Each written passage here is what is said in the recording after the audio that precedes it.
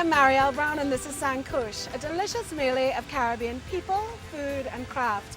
I'm here at Angostura today for a look at the process of making rum. But we have to leave here for a while and start with a most important ingredient: sugar. It was one of the commodities on which the New World was built, and it made the British Empire rich for a time. Here in the Caribbean, the sugar industry was at the heart of the slave trade and East Indian indentureship.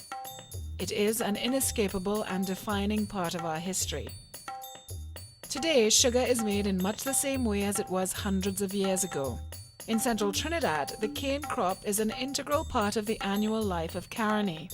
Sugar cane, of course, is the raw material from which sugar is extracted, and it is harvested each year by hundreds of men and women farmers. The cane is gathered, weighed, and then carted off to a factory like Usine St. Madeleine, where it will yield sugar and molasses along with other things like bagasse. It's the molasses that Angostura uses to make rum. From here on in, the process gets very complicated and scientific.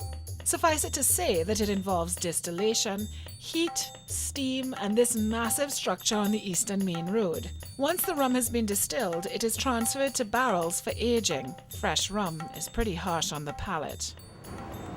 This marvelous room behind me is an aging warehouse, and what happens is that the rum is poured into casks which have to be made of oak. Think of old oak and royal oak. The oak actually adds a very specific character to the rum, and it's brought over to this room here where it can be stored for anywhere between sort of 3 years or 20 years, even longer. And what happens is when they're ready to mix a rum, they'll take a little bit of a 3-year rum, a little bit of a 10-year, a little bit of a 20-year, and they blend it all together to make a very sumptuous, fabulous rum.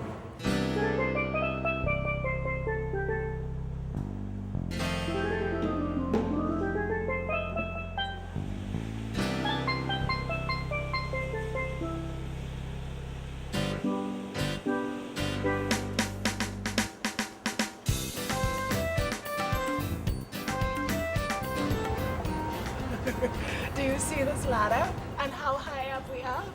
I tell you, this season is all about risking life and limb for this show, man.